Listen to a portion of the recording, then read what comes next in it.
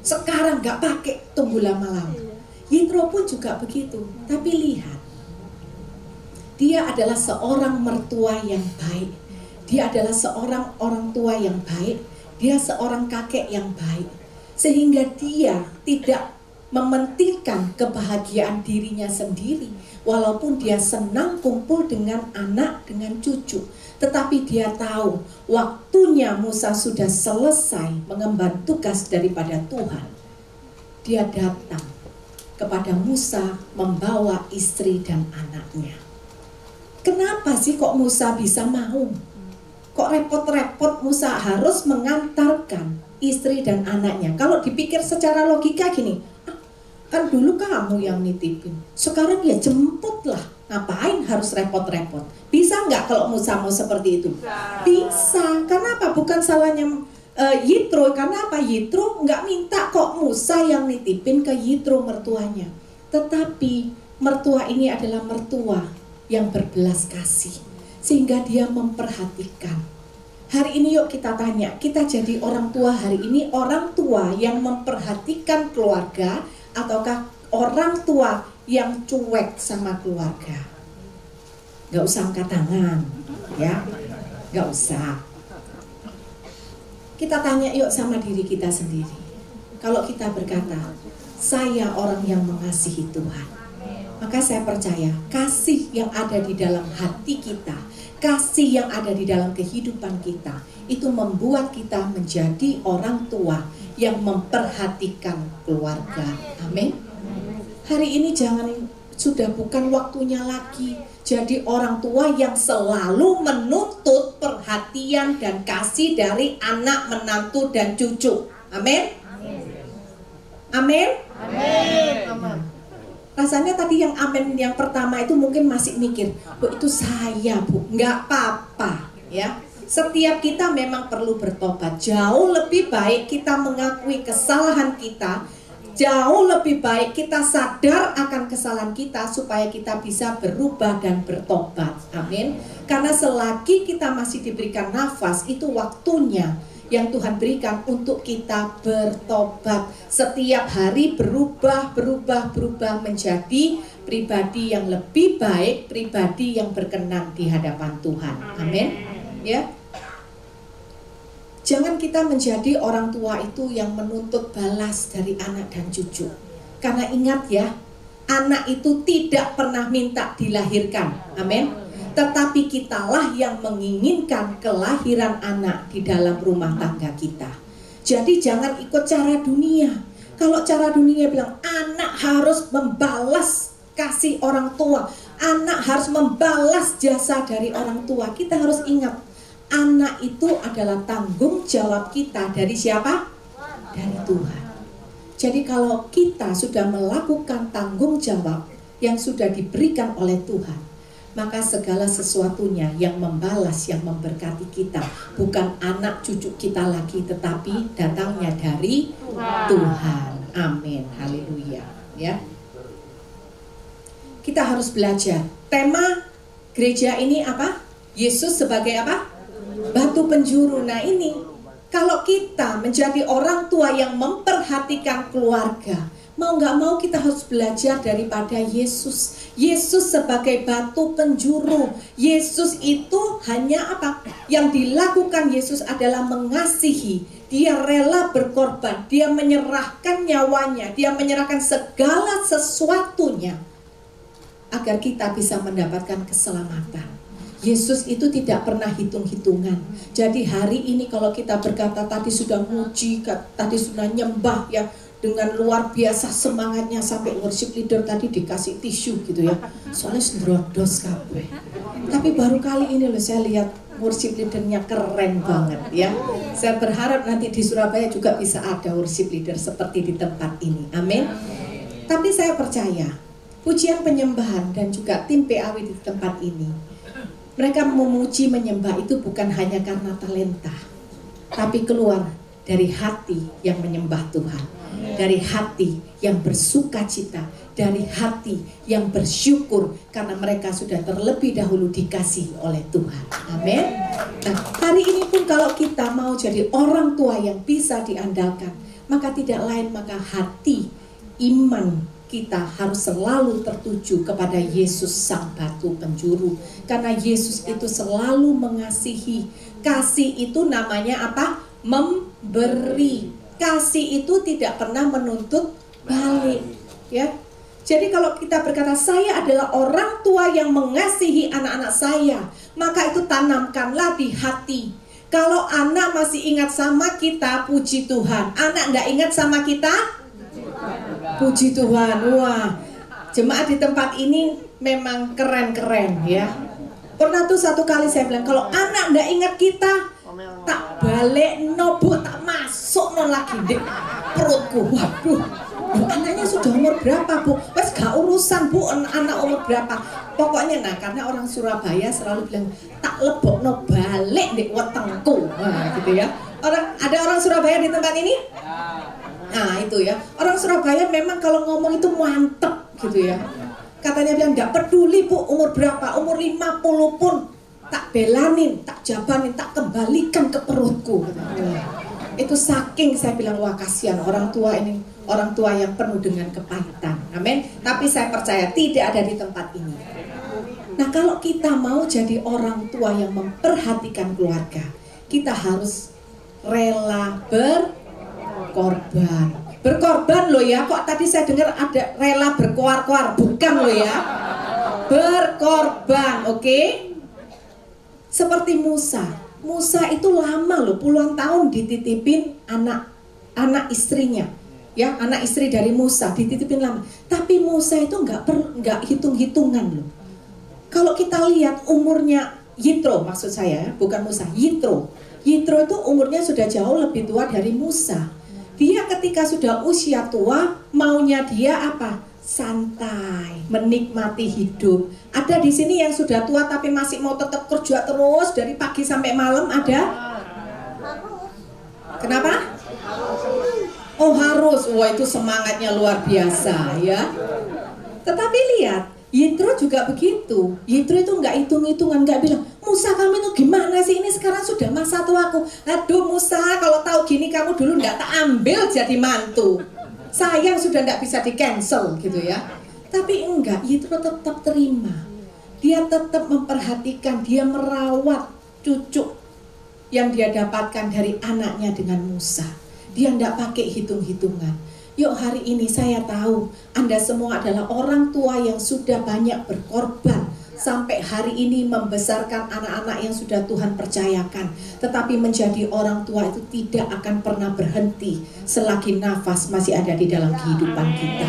Karena kita orang percaya berbeda dengan orang yang di luar sana. Kita orang percaya dipanggil untuk menjadi berkat. Dan menjadi berkat itu adalah komitmen kita seumur hidup. Amin. Karena itu adalah panggilan Tuhan buat kita seumur hidup. Tuhan gak bilang, gak ada di firman Tuhan, jadilah terang, jadilah garam, jadilah berkat sampai usiamu gocap. Oh gak ada.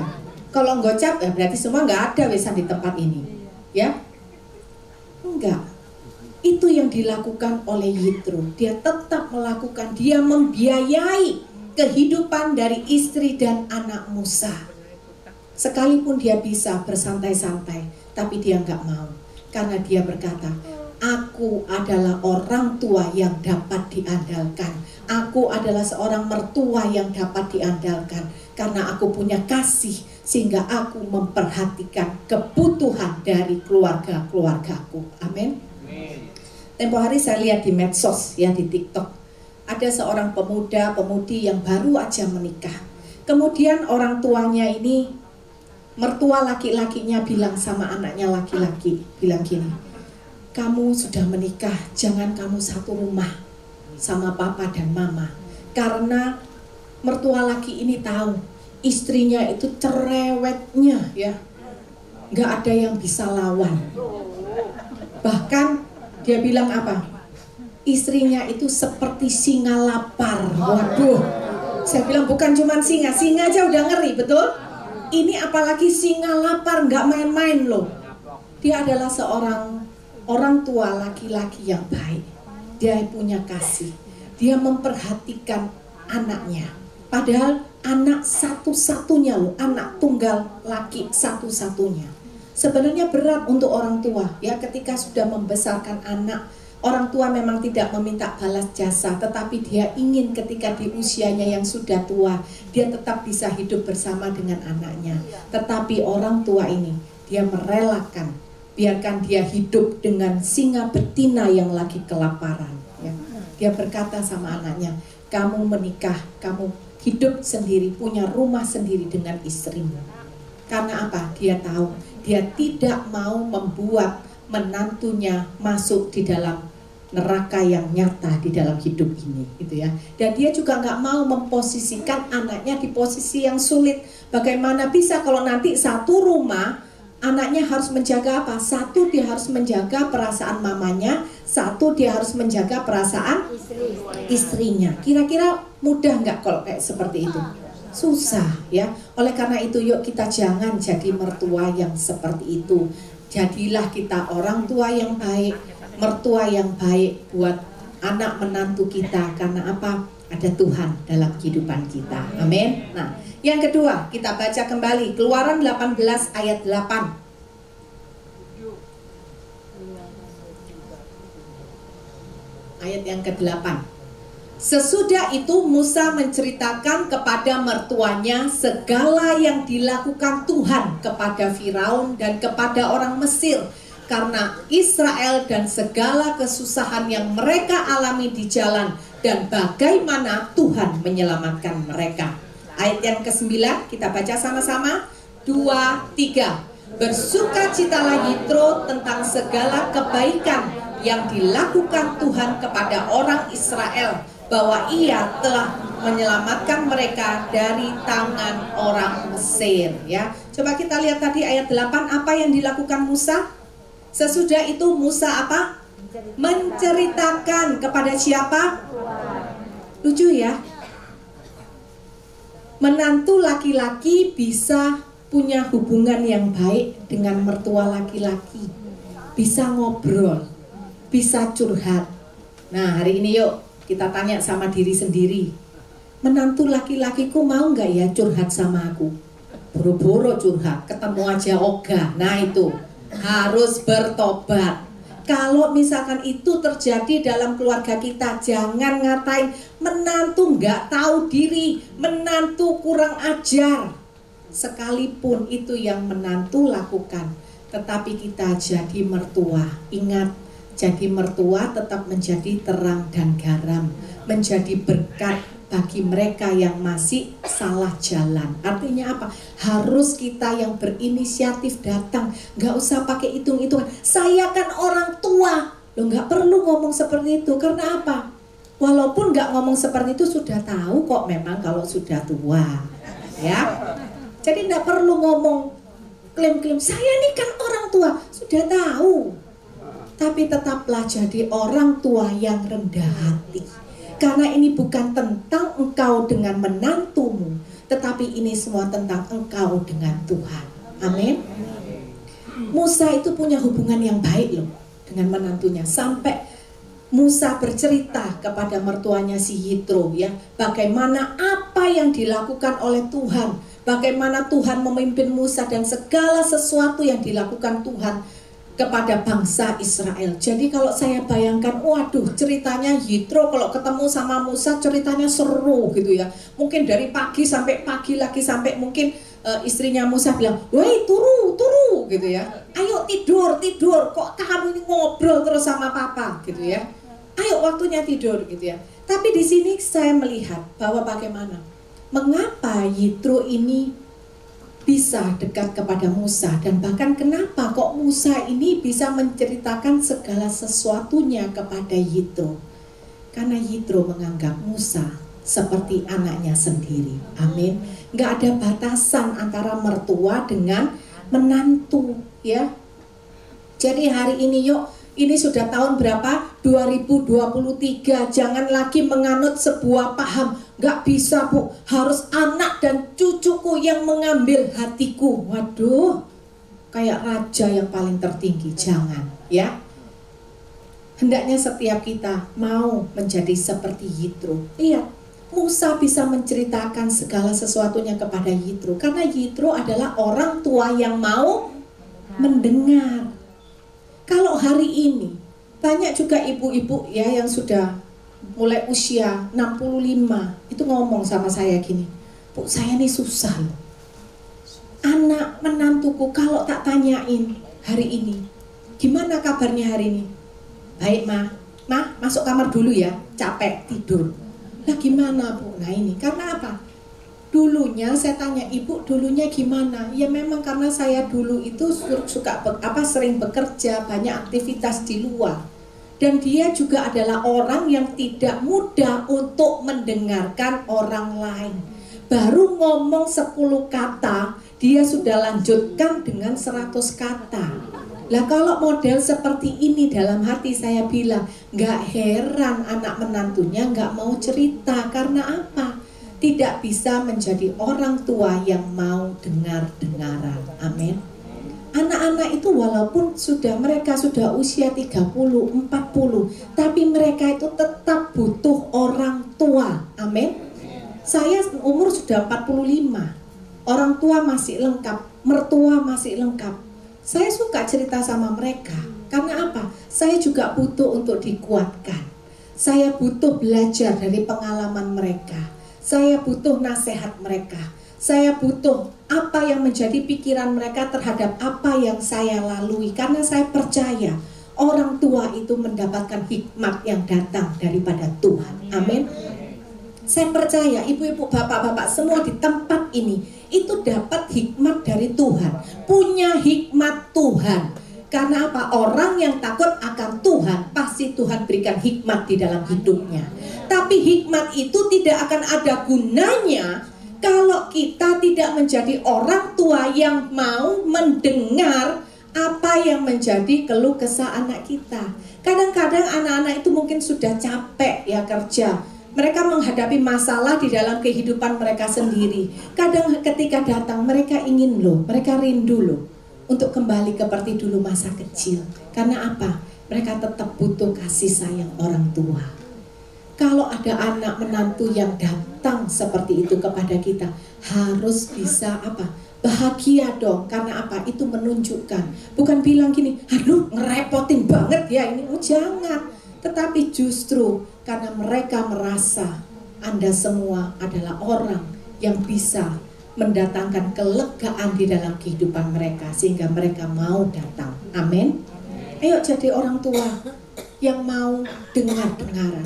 Dan lihat ya di ayat yang ke-9, ketika Musa sudah menceritakan segala sesuatu kepada Yitro, dikatakan apa ayat 9? Bersukacitalah Yitro tentang segala kebaikan yang dilakukan oleh Tuhan.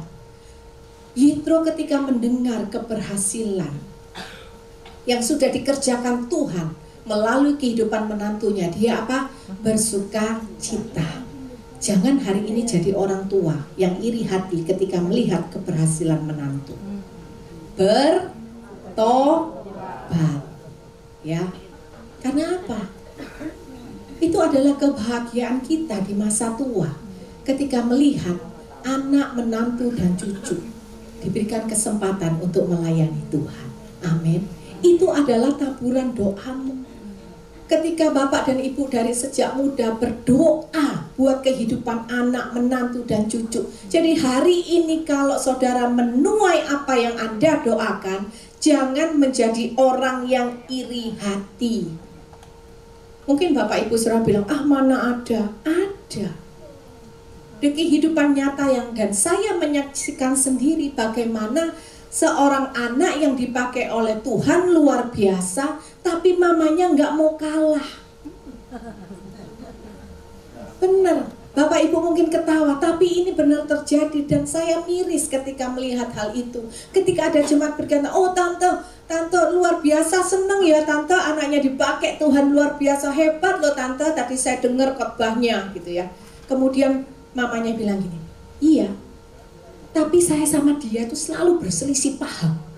Kalau saya bilang A, dia selalu maunya B. Dan kalau saya kasih tahu, dia itu anak saya yang suka ngeyel gitu. Gak mau dengar apa kata mamanya. Nah ini, setiap kali anaknya dipuji oleh orang, dia selalu mencela anaknya.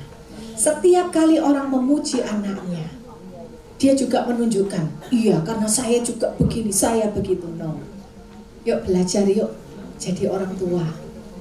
Berbahagia melihat keberhasilan anak dan menantu. Mungkin di tempat ini, kalau saya melihat keberhasilan anak saya bangga. Tapi pertanyaannya, kalau melihat keberhasilan menantu gimana? Bangga nggak? Bangga ya, saya percaya jemaat di tempat ini jemaat yang bertobat. Amin. Belajar yuk bahwa segala sesuatu, ingat, mau menantu, mau anak, itu sudah jadi satu di dalam keluarga. Amin. Jadi orang tua yang mau dengar-dengaran ya. Ada sebuah cerita seorang di dalam keluarga, mereka tuh lagi berduka ya karena kematian dari oma. Kemudian mereka sekeluarga itu berembuk di dalam ruangan, kira-kira dekor untuk oma nanti ketika oma disemayamkan mau dekor itu warna apa gitu ya. Kemudian si anak ini berkata sama mamanya, karena yang meninggalkan oma dari anak ini. Anak ini berkata gini, "Mam, oma itu suka loh mam warna pink. Tapi saya kira ya enggak cocok ya mam, masa dekor itu mau warna pink." Terus anaknya nyambung lagi, "Tapi tadi saya tuh sempat berpikir mam, kalau warna merah mungkin juga baik ya mam." Terus mamanya tuh langsung menyela, langsung memotong pembicaraan. Mamanya bilang gini, "Oke, mama sudah mengerti. Dan sekarang mama masih ada urusan. Kalian urus aja itu dekor ruangan buat oma." Gitu ya. Tapi kemudian anaknya berkata gini, "Mam, untuk dress code itu kita pikir lebih baik senada ya mam dengan dekor ruangannya." Mama belum selesai bicara, mamanya menyela lagi, motong lagi. Mamanya bilang, "Nggak masalah, samakan aja. Mau apa, mama ikut." Gitu ya. Nah, ketika pada waktu malam ibadah penutupan peti, mamanya hadir di tempat persemayaman. Betapa kagetnya dia. Dia datang dengan dress code dari ujung kaki sampai ujung rambut merah semua. Dan ketika dia masuk di ruangan itu, ternyata dekor dan dress code-nya warna hijau muda. Ini adalah gambaran dari apa? Dari orang tua yang tidak mau sabar untuk mendengar segala sesuatu yang disampaikan anak. Orang tua itu kadang berpikir mereka sudah banyak makan asam garam, berpikir sudah banyak lebih tahu, lebih berhikmat daripada anak. Tetapi lihat dari case ini enggak butuh hikmat yang kayak gimana kok, cuma tentang warna. Hanya satu, apa? Karena dia suka mencela ketika anaknya belum selesai bicara. Amin. Dan terjadilah apa?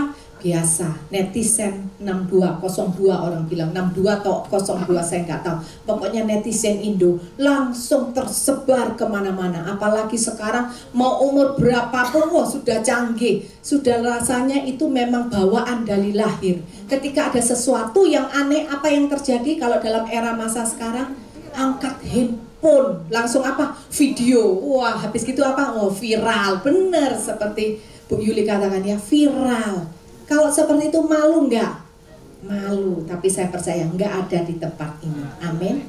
Jika kita ingin menjadi orang tua yang bisa memberikan nasihat yang bijak kepada anak-anak, ayo belajar menjadi orang yang sabar untuk mendengar.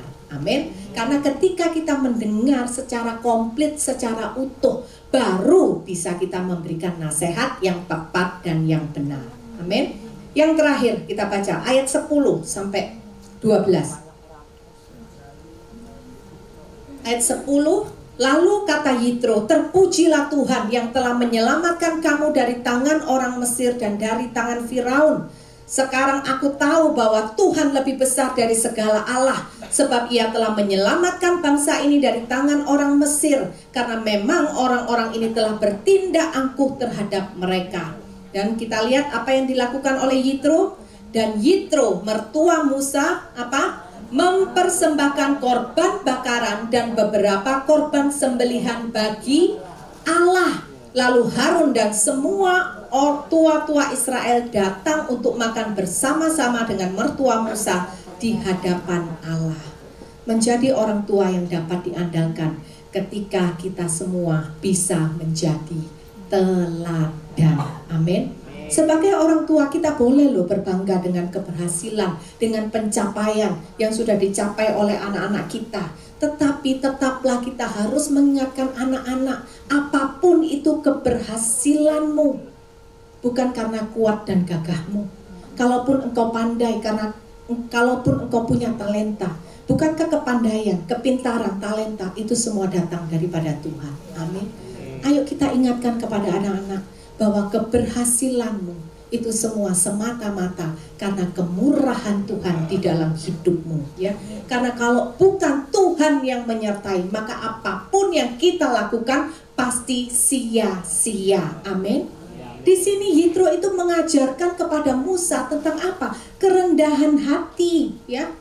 Yitro bersukacita, dia sukacita sekali karena dia adalah mertua yang sangat mengasihi menantunya. Sehingga ketika menantunya berhasil di dalam kehidupannya memimpin suatu bangsa yang besar, wah, Yitro bangga, dia bersukacita, dia senang banget.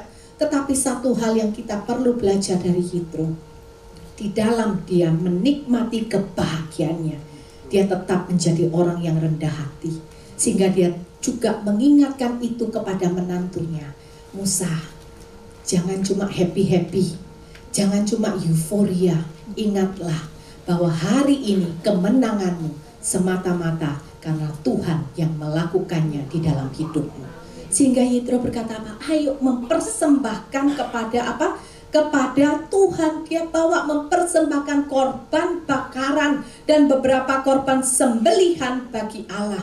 Dan semua anak menantu cucunya, bahkan tua-tua Israel, mereka datang bersama. Lihat, Yitro bukan hanya menjadi teladan bagi keluarganya, tapi dia menjadi teladan bagi tua-tua Israel. Dia mengajarkan bukan dari mulut bibirnya, tapi dia mengajarkan dari sikap dan tindakannya. Dia mengajarkan semua keberhasilanmu, semua itu karena datang daripada Tuhan. Amin. Saya percaya ketika Yitro mendengar Musa berhasil, Musa menang, pasti dia berkata, wah, hebat ya menantuku ya, hebat ya kamu, papa bangga loh sama kamu. Pasti itu dilakukan, tetapi dia tidak terus mengagung-agungkan Musa. Tetapi Yitro mengajak Musa untuk merayakan kemenangan bukan dengan pesta pora, bukan dengan euforia sesaat, tetapi Yitro berkata, ayo kita persembahkan korban bagi Allah. Amin. Hari ini yuk tetap jadi orang tua yang menjadi teladan, di mana berapapun usia kita, tetap ingatkan kepada anak-anak, apapun yang engkau terima di dalam hidup ini, kesuksesan, pencapaianmu, berikan semua kehormatan dan kemuliaan hanya bagi Tuhan. Tapi saya percaya Yitro nggak akan bisa memberikan nasihat itu. Dia nggak akan bisa mengajak Musa dan orang yang lain untuk mempersembahkan korban bakaran jikalau itu semua tidak ada di dalam hatinya. Yitro sudah menjadi orang yang rendah hati dan dia tetap terus menjadi orang yang rendah hati dan mengasihi Tuhan. Sehingga sampai masa tuanya itu tidak pernah berubah. Sehingga ketika dia mendapatkan kabar sukacita, mulut bibirnya bersukacita, tetapi di hatinya dia tahu, thank you God, karena semua ini adalah kemurahan dan kebaikan Tuhan di dalam hidupnya. Amin. Yuk kita semua bangkit berdiri. Saya undang tim PAW, kita percaya berapapun usia kita, kita dapat diandalkan. Yang pertama, kita memperhatikan keluarga, ya. Yang kedua, kita bisa menjadi penasehat. Dan yang ketiga, kita menjadi teladan bagi keluarga kita.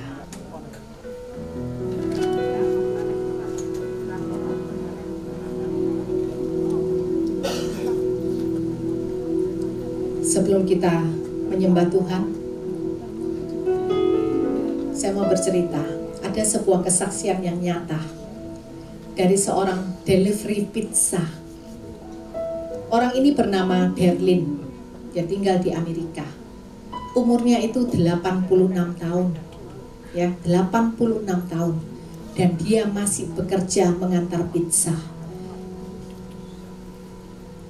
bukan karena dia ini orang yang gila terhadap materi, enggak. Dia bukan orang yang kaya, tetapi dia orang yang bercukupan. Untuk penghidupan dia setiap hari dia ada, ya. Tetapi kenapa kok dia mau menjadi pengantar pizza, delivery pizza dari rumah ke rumah? Umurnya itu sudah 86 tahun dan dia mengantarkan pizza itu pakai sepeda ontel. Di sini bahasanya apa ya di Jakarta? Sepeda apa? Oh, sepeda ontel juga ya. Oke, sama ya. Karena kadang-kadang saya diprotes, Bu, ngomong itu ibu ngomong bahasa Surabaya, saya ndak ngerti. Nah itu ya. Jadi dia pakai sepeda ontel dari rumah ke rumah. Setiap kali dia mengantar pizza, dia selalu menyapa orang yang menerima pizza itu. Pertanyaannya sederhana, how are you today? Dia tanya, gimana kabarmu hari ini? Bagaimana hidupmu? Apakah hidupmu keras? Bagaimana engkau melewati semua ini? Hanya pertanyaan-pertanyaan sederhana. Tetapi ternyata pertanyaan yang begitu sederhana rupanya menyentuh begitu banyak orang. Setiap orang yang dia antar pizza, dan dia mengingat loh satu persatu, itu luar biasanya. Saya kagum, 86 tahun. Saya yang 45 sering lupa. Tapi saya percaya karena di hatinya ada kasih Yesus. Dia melakukan itu bukan karena untuk dirinya, tetapi dia tahu umur 86 bukan waktunya untuk berhenti dia menjadi berkat. Umur 86 itu sudah mulai sudah sering lupa, ya. Bahkan ada banyak orang sudah makan belum, baru 5 menit yang lalu makan, minta makan lagi. Tapi di situ saya belajar, kalau kita punya hati ingin menjadi berkat, 86 tahun seharusnya sudah suka lupa. Tetapi kenapa dia tidak pernah lupa kepada setiap orang yang pernah dia jumpai?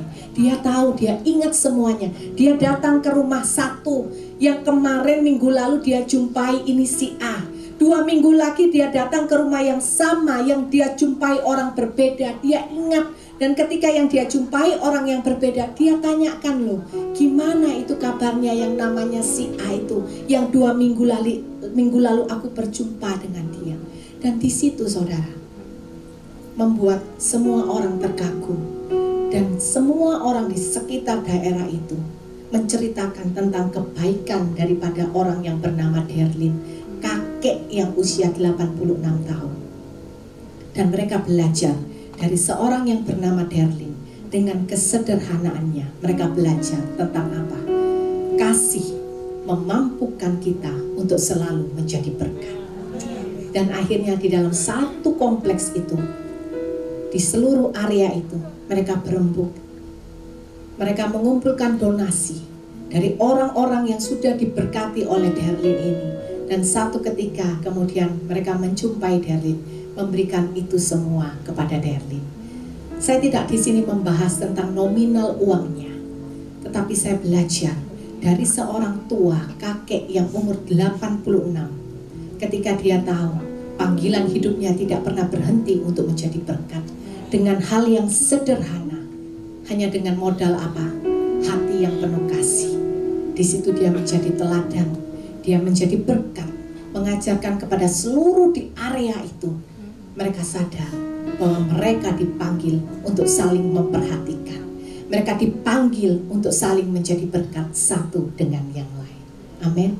Yuk hari ini, berapapun usia kita, berkata sama diri sendiri, aku dapat diandalkan karena aku orang yang penuh kasih, sehingga sampai hari ini dan sampai aku menutup mata, aku tetap menjadi orang yang memperhatikan anak menantu dan cucuku. Aku tetap menjadi orang yang memperhatikan keturunanku. Bahkan aku tidak akan pernah lelah untuk berdoa buat keturunan-keturunanku. Amin. Karena ada janji Tuhan, Tuhan akan memelihara keturunan orang benar. Sampai kapanpun aku tetap bisa menjadi penasehat buat keluargaku, karena aku adalah orang yang mau mendengar setiap keluh kesah mereka. Dan aku akan tetap selalu menjadi teladan. Apapun yang aku lakukan, aku harus mempermuliakan nama Tuhan. Sehingga ketika aku mengajarkan itu kepada anakku, bukan lewat mulut bibirku, tetapi melalui perkataanku. Amin. Yuk kita naikkan satu pujian di hadapan Tuhan.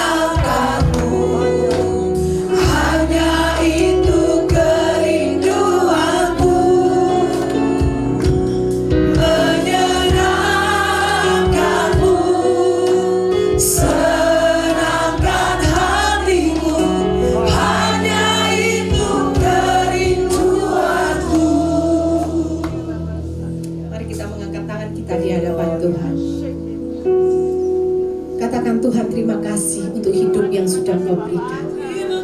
Kalau sampai hari ini aku masih ada, semuanya itu karena kebaikan Tuhan. Semuanya itu karena kemurahan Tuhan. Dan satu hal yang aku tahu pasti Tuhan, kalau aku masih ada sampai hari ini, karena Tuhan masih memberikan kesempatan untuk aku menjadi berkat.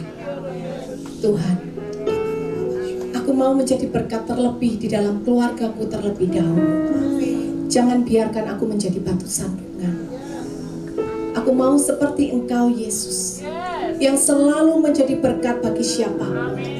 Biarlah aku juga boleh menjadi jawaban bagi setiap orang-orang yang aku kasihi. Biarlah aku juga menjadi orang yang memberikan kelegaan bagi mereka. Bukan karena kepandaianku Tuhan, tetapi semua semata-mata karena aku punya kasih Yesus di dalam hidupku. Bapa, inilah hidupku. Pakai aku Tuhan sampai aku menutup mata. Aku mau menjadi orang yang dapat diandalkan. Karena aku memperhatikan orang-orang di sekitarku, karena aku memiliki kasih. Aku mau seperti Engkau Tuhan, yang selalu mendengar keluh kesahku. Seperti itu pun aku mau menjadi pendengar yang baik. Aku pun mau menjadi teladan seperti Engkau Yesus. Biarlah ketika aku selesai di dunia ini, mereka akan mengingat ada seorang yang bukan memberikan mereka warisan secara materi, tetapi mereka melihat ada seorang keteladanan di mana aku mewariskan iman kepada keturunan-keturunanku. Dan aku percaya Tuhan, selama aku menjadi orang benar, maka keturunanku akan dipelihara oleh Tuhan.